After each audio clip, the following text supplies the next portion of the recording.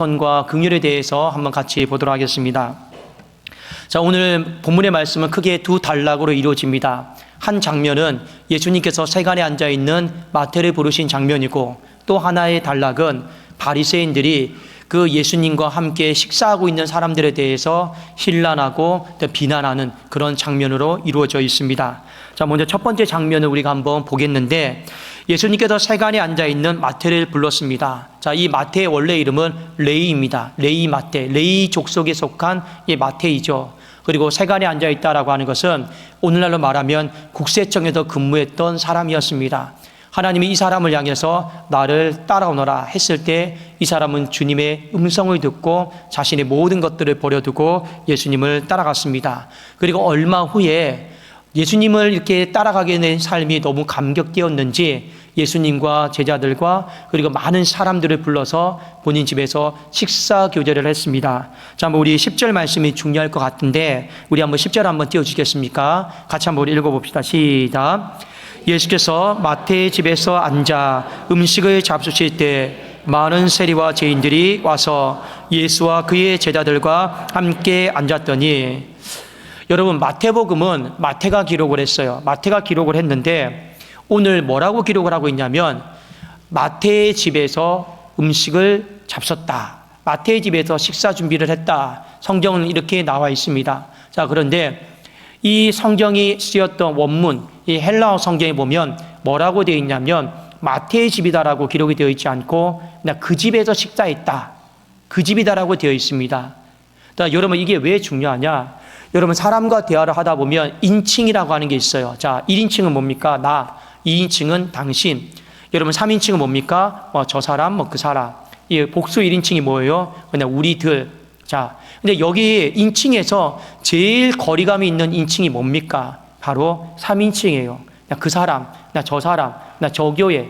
이렇게 여러분 가르치는 걸 3인칭인데 이것이 인칭 중에서 가장 좀 거리감이 있는 여러분 인칭이 아닐까 싶습니다. 자, 그런데 마태가 분명히 본인 집에서 잔치를 베풀었는데, 식사 대접을 했는데 내 집이라고 하지 않고 마태의 집이라 하지 않고 그 집이라고 했단 말이에요.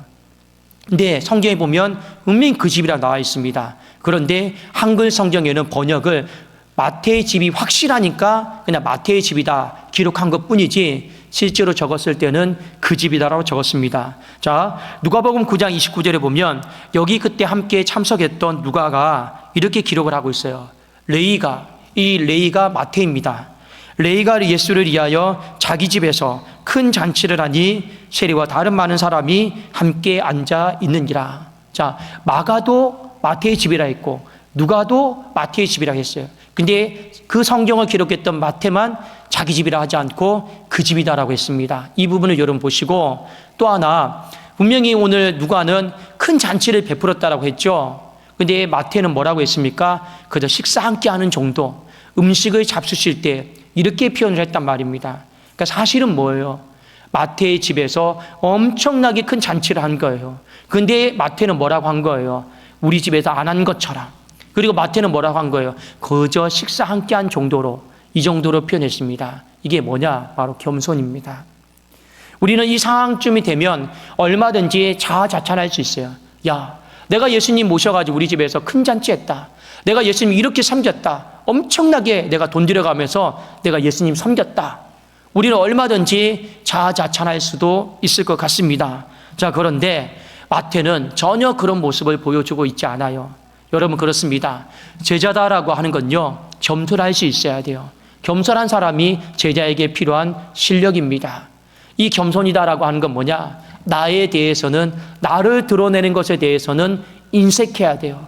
그리고 상대방을 칭찬해주고 상대방을 드러내는 것에 대해서는 우리가 넓은 마음을 갖는 것, 이것이 진짜 겸손입니다. 여러분, 우리가 보통 한국 사람들이 이런 의미로 겸손을 많이 했죠. 저 못해요. 저 못해요. 근데 그게 진짜 못해요가 여러분 겸손이 아니라 나를 여러분 드러내지 않고 다른 사람을 여러분 더 드러내는 것이 우리의 일상의 삶 속에서 진짜 겸손한 모습이 아닐까. 오늘 이 부분을 보시고, 여러분, 겸손이다라고 하는 건 나를 내려놓는 거예요. 나를 드러내고 싶은 마음, 내려놓는 거예요. 내 생각을 관철시키고 싶은 마음, 그걸 내려놓는 것이 바로 겸손이다. 이렇게 여러분들이 보시고, 자, 두 번째 장면에 가면 이 11절에서 13절까지 자, 이 예수님과 함께 식사하고 있는 대상 때문에 바리새인들이 비난하고 힐난하는 장면이 나옵니다. 자, 유대인들은 같이 어울려야 될 사람, 어울리지 말아야 될 사람을요, 명백하게 구분을 했습니다. 그리고 어울리지 말아야 될 사람 중에 대표적인 사람이 누구냐? 이방인. 이방인들은 어울리지 말아야 될 사람이었어요. 그리고 또 대표적인 사람이 누구냐? 세리들이에요. 이 세리들이 바로 마태처럼 세무사에서 일하는 사람들이었습니다. 이 사람들은요, 어울리지 말. 그러니까 세리들 하면 전부 다 죄인이라고 생각을 했습니다. 자, 왜 그러냐? 당시 나라가 로마의 식민지 속에 있었단 말이에요. 로마의 식민지 속에 있다 보니까 로마가 세금 걷어요. 그리고 여러분, 나도 이 나라에서 이 세금을 걷어서 전부 다 로마에 다 갖다 바쳐야 돼요. 로마에 갖다 바쳐야 됩니다. 그러니까 이 당시에 이 세관들이 어떻게 했냐면, 여러분, 과도하게 이 세금을 속여서 착취해 간 경우들이 많아요. 그러니까 백성들은 더 로마에서 요구한다고 하니 안 낼 수는 없고 군사력이 동원되고, 그런데 그렇게 세금을 걷었던 앞잡이들이 누구예요? 다 세관들입니다. 이 세리들입니다. 그러니까 유대인들의 관점에서는 세리는 무조건 죄인이에요. 지옥 자식인 거예요. 동족의 피를 빨아먹는 사람들이에요. 그래서 죄인들이라고 한 겁니다. 그래서 그 사람들은 상종도 안 했어요. 어울리지도 않았어요. 근데 오늘 어떻게 하는 겁니까? 세리를 불렀고 또 그 친구들을 같이 불러서 식사 교제를 하니 이 바리새인들이 이걸 보고 기가 차겠습니까? 안 차겠습니까? 오늘 바리새인들은 식사 초대된 사람들이 아닙니다. 바리새인들이 늘 하는 일이 뭐냐? 율법을 감시하고, 이 율법이 여러분 예수님을 통해서 잘못 전파되고 있지는 않는가? 오용되고 있지는 않는가? 예수님이 혹시나 파격적으로 행동하는데 우리 구약 경전에 벗어나고 있지 않는가? 그 감시하러 계속 쫓아다니는 거거든요. 근데 아니나 다를까 오늘 뭐라고 하고 있습니까? 이 바리새인들이 제자들에게 이렇게 얘기합니다. 어찌하여 너희 선생은 세리와 죄인들과 함께 식사 교제를 하느냐? 이 결론이 뭐예요? 너희 선생은 의인이 아니다라는 거예요. 너희 선생은 죄인들과 어울리는 걸 보니 의인될 자격이 없다라는 거예요. 그러면서 무슨 남을 구원하는 사람이냐? 가짜다. 오늘 이렇게 책 잡고 싶고 비난하고 싶었던 것이었습니다. 그때 예수님이 12절에 이렇게 말씀을 하셨어요. 자, 우리 12절 같이 한번 읽겠습니다. 자, 시작. 예수께서 들으시고 이르시되 건강한 자에게는 의사가 쓸데없고 병든 자에게라야 쓸데있느니라. 자, 의사는 깨끗한 사람이에요. 그래서 항상 의사는 환자를 치료하기 전에 본인 소독을 깨끗하게 합니다. 그러니까 의사는 깨끗한 사람이에요. 왜요? 생명 살리는 사람은 깨끗해야 돼요. 그게 의사입니다. 자, 그러면 이 말은 어떤 의미냐? 의사는 건강한 사람에게 필요한 것이 아니라 병든 사람에게 필요한 것이 아니냐. 여러분 이해되시죠? 의사는 깨끗해야 돼요. 생명 살리는 사람이니까요. 근데 이 의사는 건강한 사람에게 필요하냐? 아니면 그 아픈 사람에게 필요하냐? 여러분 용도는 어디에 필요한 겁니까? 아픈 사람에게 필요하단 말이에요. 그렇죠? 그러면 자, 정리하면 이렇습니다. 너희가 만약 의인이라고 한다면 당연히 필요한 사람이 되어줘야 되지 않겠느냐라는 거예요. 필요한 사람, 예를 들어서 아픈 사람, 피 흘리는 사람, 영적으로 죄인들을 가까이 하고 치료해주고 교제하고 싸매어주고 그런 사람이 되어야 되는 것이 진짜 의인 아니냐라는 거예요. 오늘 이 얘기를 하고 있습니다. 그런데 너희들이 자칭 의사라고 하면서 폼이나 잡고 있고 거들먹거리고 환자들 돌보기를 꺼려한다라면 그게 무슨 의사냐? 오늘 예수님이 책망하고 있어요. 그러면서 13절에 보면 유명한 말씀을 하셨습니다.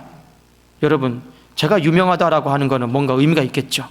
자, 한번 우리 마태복음 9장 13절 같이 한번 읽어봅시다. 자, 읽겠습니다. 시작.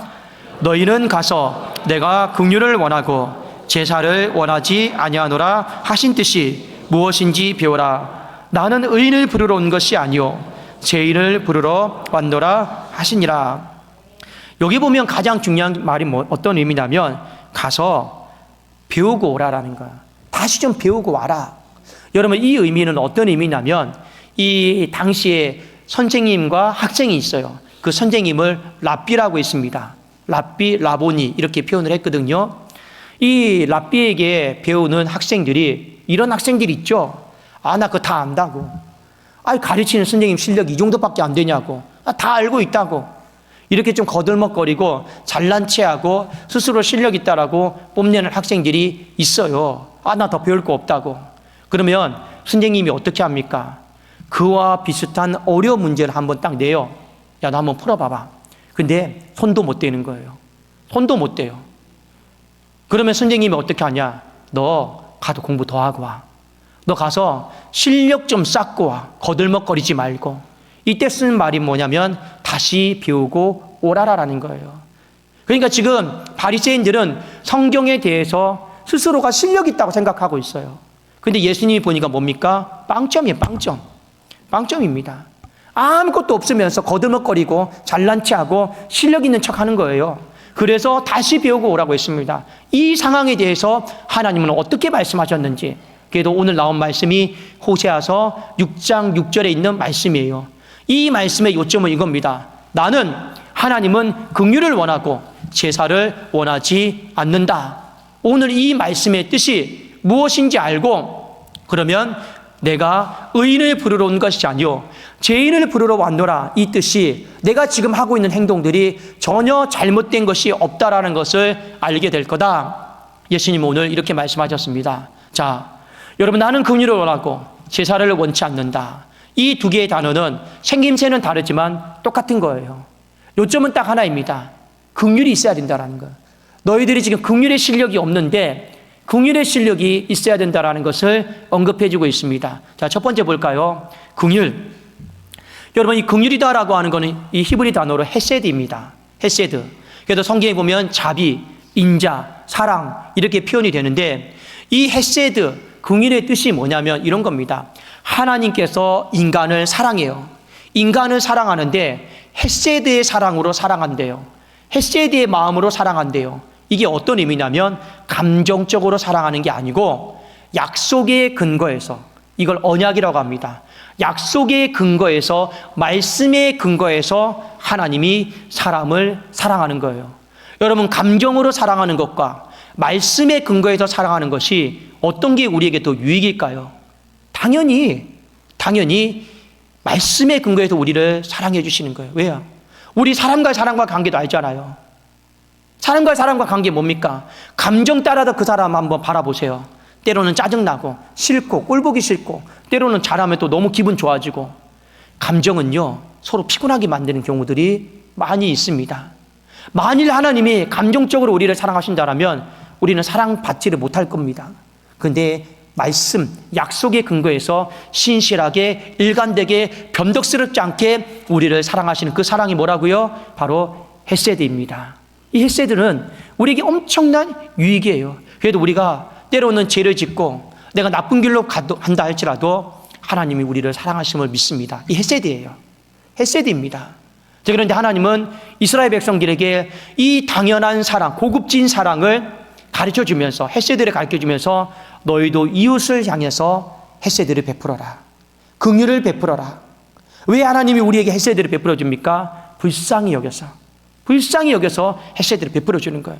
그러면 너도 이웃을 향해서 불쌍히 여기는 마음으로 헤세드를 베풀어 줘라. 그러니까 이것은요, 이스라엘 백성들이 당연하게 생각했던 거예요. 당연한 명령이었어요. 그래서 구약 성경에 보면 있잖아요. 농사를 다 짓습니다. 곡식단을 거둡니다. 그러면 그들이 어떻게 했느냐? 곡식단을 거두고 일부러 막 털었어요. 이삭을 바닥에다가 막 털었습니다. 왜 털었습니까? 가난한 자들이 자존심 상하지 않게 주워갈 수 있도록. 그래도 일부러 막 털었어요. 누가 보면 왜 그렇게 하냐고, 왜 재산을 그렇게 낭비하냐고 할 수 있겠죠. 근데 그들은 다 털었어요.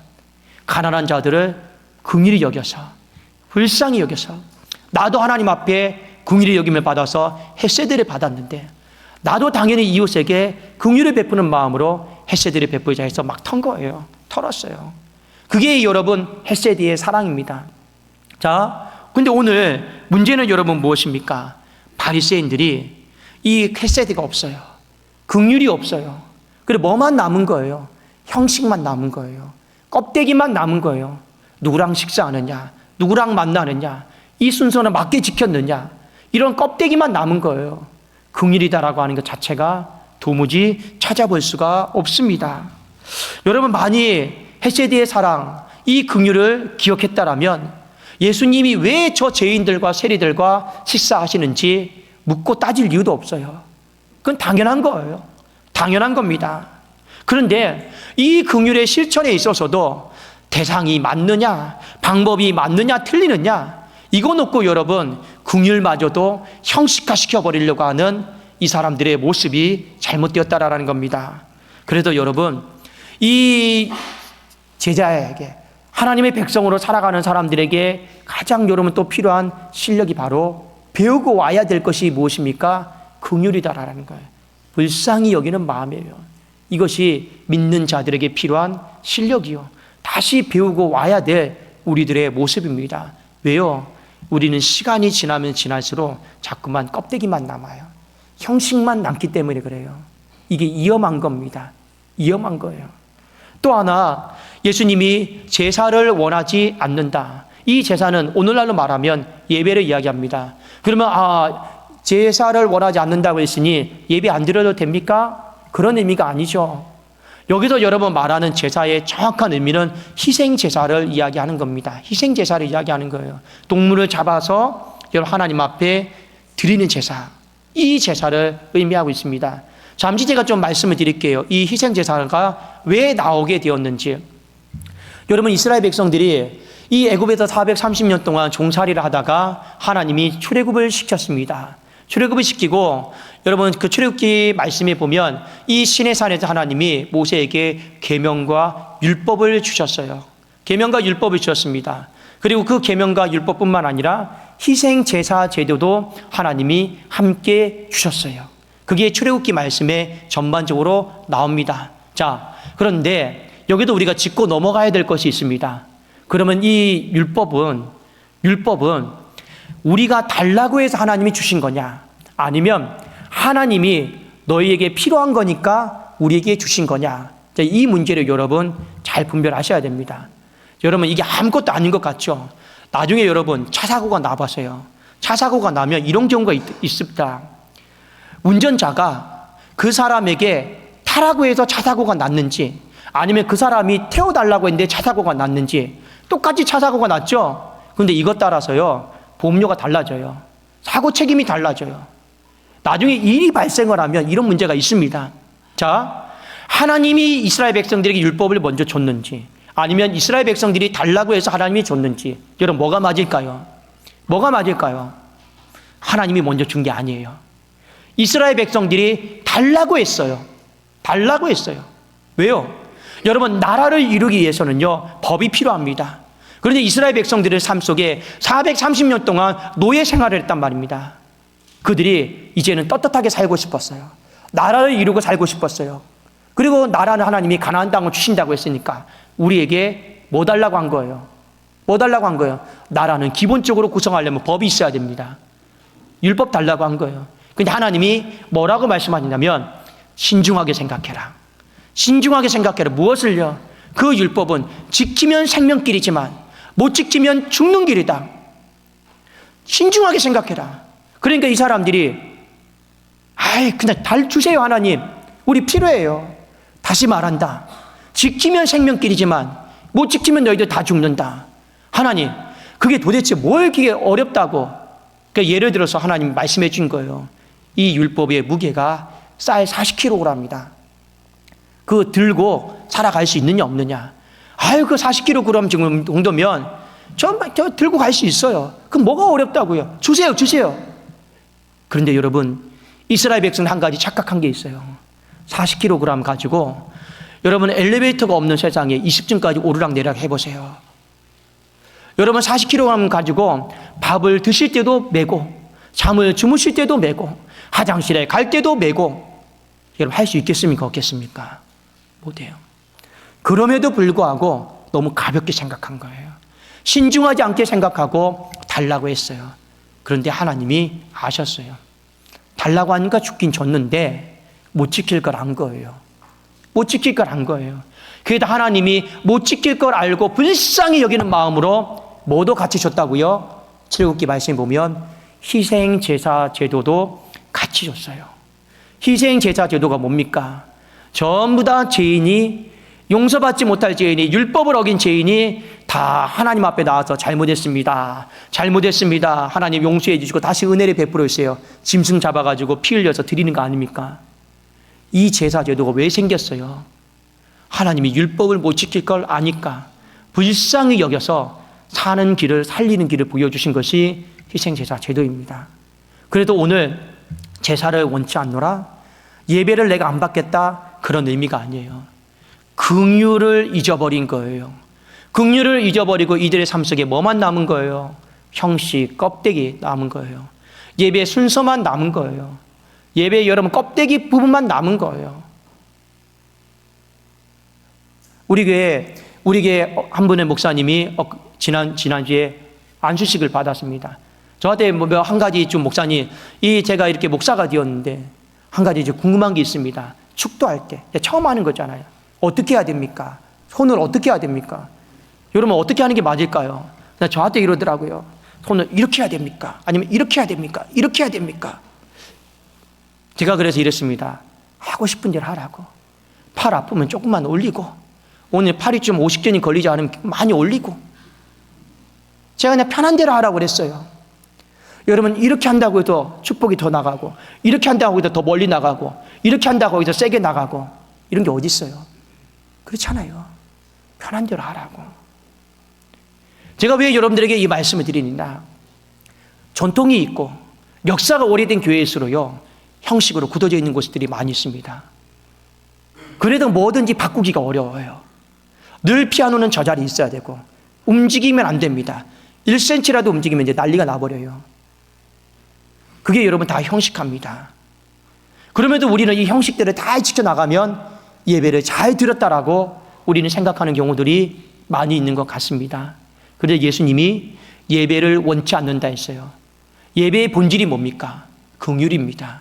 불쌍히 여기는 마음이에요. 그래도 여러분들이 예배당에 왔을 때 이런 마음 가지시는 게 맞아요. 나는 잘 살았고, 나는 경건하고, 나는 의인이고, 이런 마음 다 내려놓고 나는 하나님 앞에 지금도 긍휼이 필요합니다. 하나님께서 나를 불쌍히 여겨주셔야 됩니다.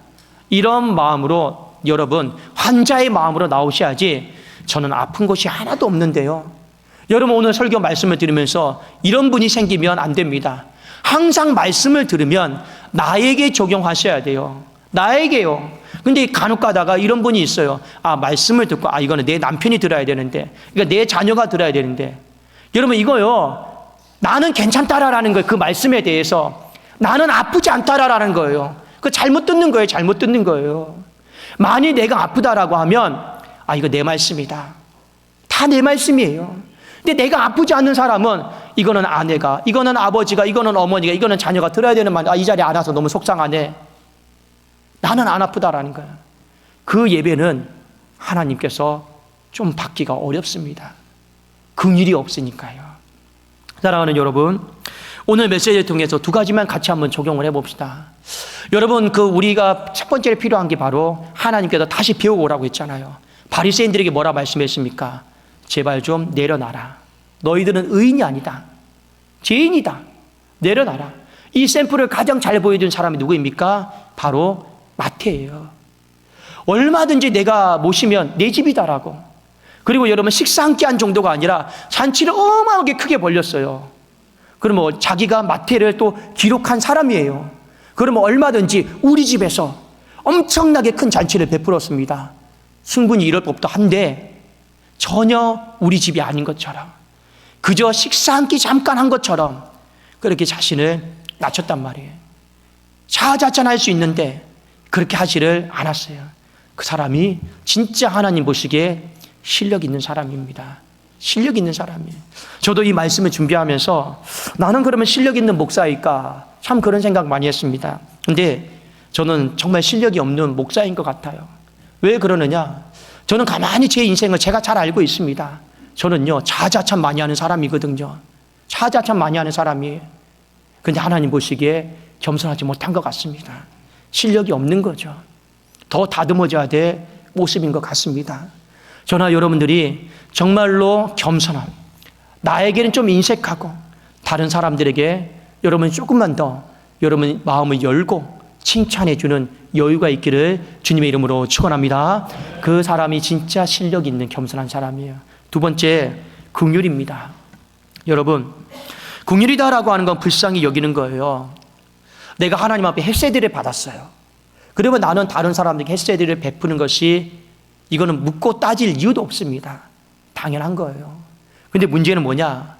우리가 서로와 서로의 관계를 보니 우리는 이 바리새인처럼 이렇게 물어봐요.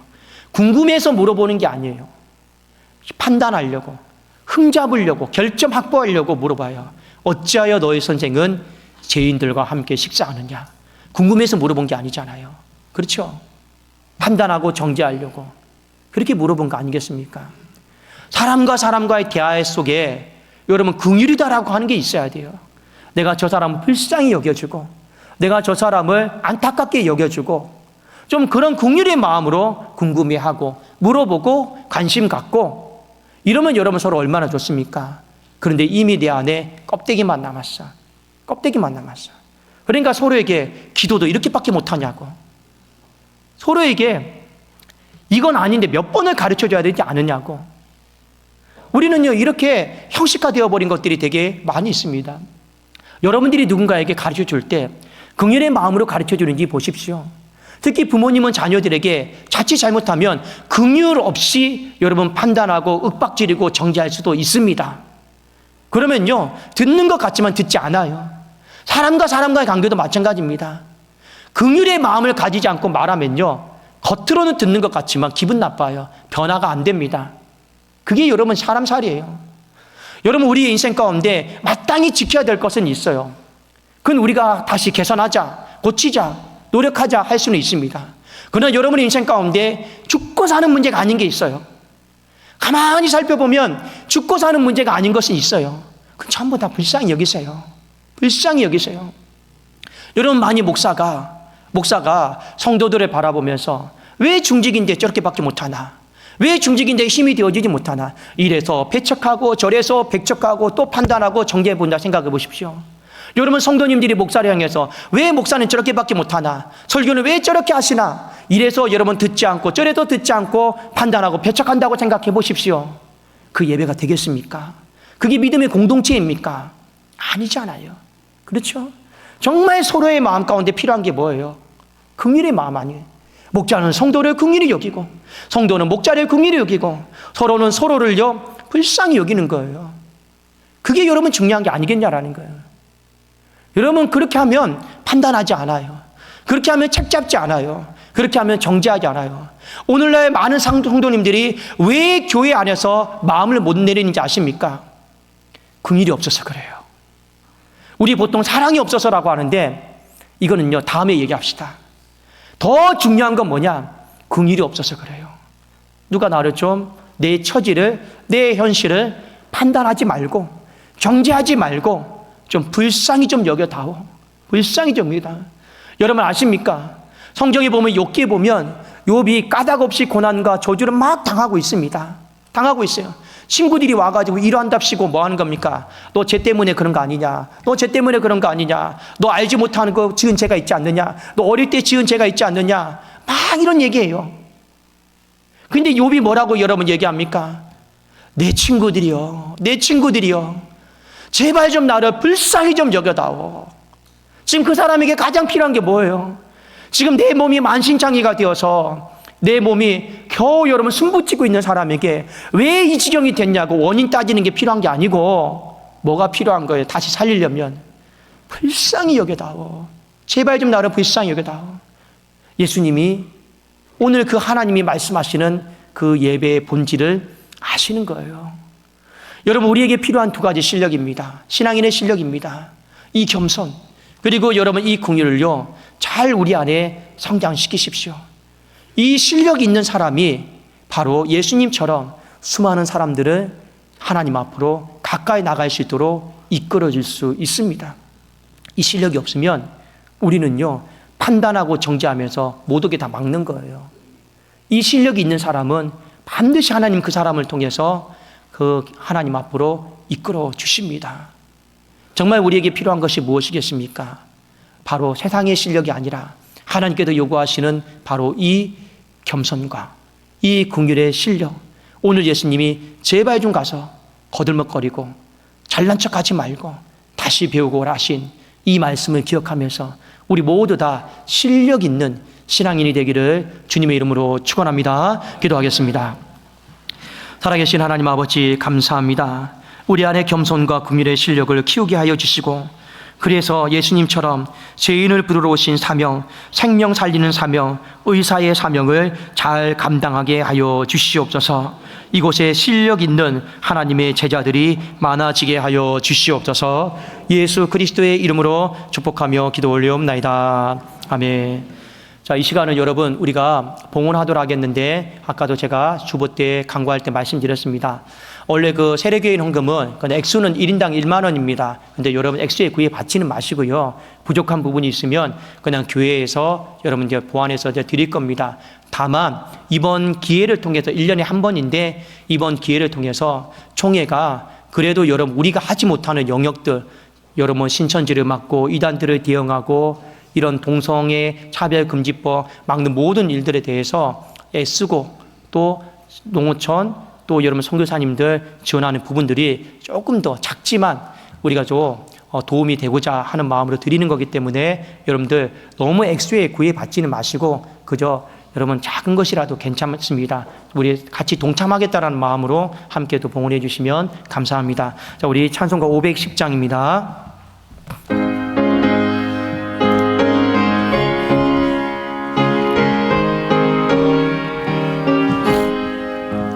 하나님